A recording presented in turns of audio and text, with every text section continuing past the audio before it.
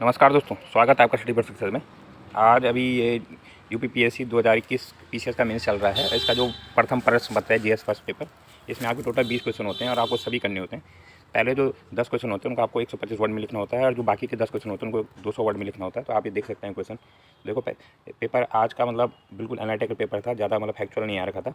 तो देख सकते हैं आपकी पहला क्वेश्चन देखो यहाँ पे कि है कि describe the geographical feature of Indian mention in the वैदिक लिटरेचर।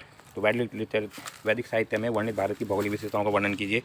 दूसरा है कि उत्तर प्रदेश के क्रांतिकारियों का भारतीय स्वतंत्रता संघर्ष में योगदान का मूल्यांकन कीजिए। तो ये यूपी स्पेशल है, बट यूपी का आपको पता है कि सारे क्रांतिकारी ज़्यादातर यूपी के ही हैं, बिहार यूपी के होते हैं, तो उनको आपको ज़्यादा टेंशन लेने की जरूरत नहीं है। इसको आप नॉर्मल हिस्ट्री से कर सकते थे। बाकी क्वेश्चन यहाँ पे आप देख सकते हैं। तीसरा क्वेश्चन यहाँ पे इंडस्ट्रियल रिवॉल्यूशन का अर्क है यहाँ पे कि इंडस्ट्रियल रिवॉल्यूशन का सोशो इकोनॉमिक चेंज पे क्या इफेक्ट पड़ा। चौथा देख सकते हैं आपकी scientific aspect of Indian culture heritage. तो आज का पेपर बिल्कुल ही एनालिटिक पेपर था, कोई फैक्चुअल नहीं था। आपको फैक्चुअल बहुत ही कम क्वेश्चन मिलेंगे। देखो यहाँ पे सारे के थॉट बेस हैं ये क्वेश्चन में। पांचों क्वेश्चन भी आप देख सकते हैं अर्बनाइजेशन एंड स्लम।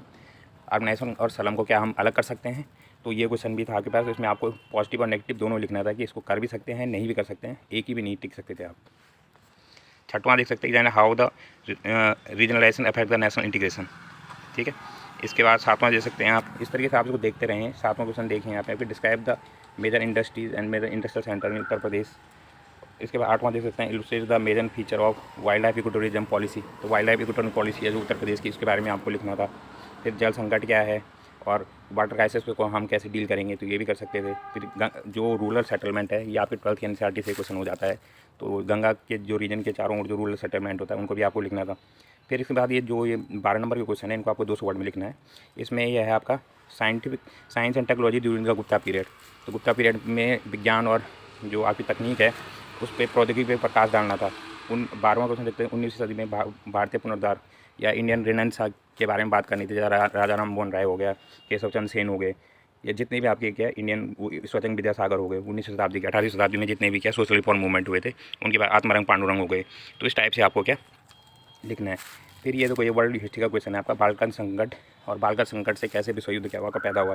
14वां क्वेश्चन आप देख सकते हैं कि समावेशी विकास के लिए महिलाओं का सामाजिक सशक्तिकरण। तो ये वुमेन एम्पावरमेंट पे क्वेश्चन आ गया आपके पास।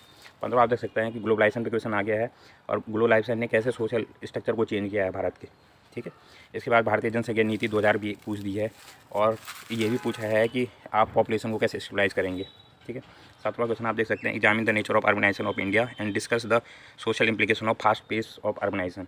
तो अर्बनाइजेशन के यहाँ पे 2 क्वेश्चन आ गए हैं। पहले भी आ गया था अर्बनाइजेशन स्लम, और दूसरा क्वेश्चन ये अर्बनाइजेशन का आ गया कि अर्बनाइजेशन को आप कैसे, उसके जो भी इफेक्ट पड़ते हैं, सोशल इफेक्ट, सामाजिक इफेक्ट पड़ते हैं, उनको कैसे आप क्या करेंगे, उनको आप कैसे देखते हैं मतलब। फिर साइक्लोन के बारे में क्वेश्चन आ गया कि साइक्लोन बताना था आपको और टेम्परेट साइक्लोन को यहाँ पे क्या करना, समझाना था कि कैसे ऑरिजिनेट होता है। 19 क्वेश्चन यहाँ पे describe the area of Uttar Pradesh affected by soil erosion. तो सॉइल इरोजन में जितने भी उत्तर प्रदेश के एरिया अफेक्ट हुए, चाहे जैसे वो नीचे बुंदेलखंड वाला रीजन हो गया या ऊपर गंगा नदी के कारण जो भी थोड़ा बहुत इरोजन होता है फ्लड के टाइम पे, तो उसको आप समझा सकते थे।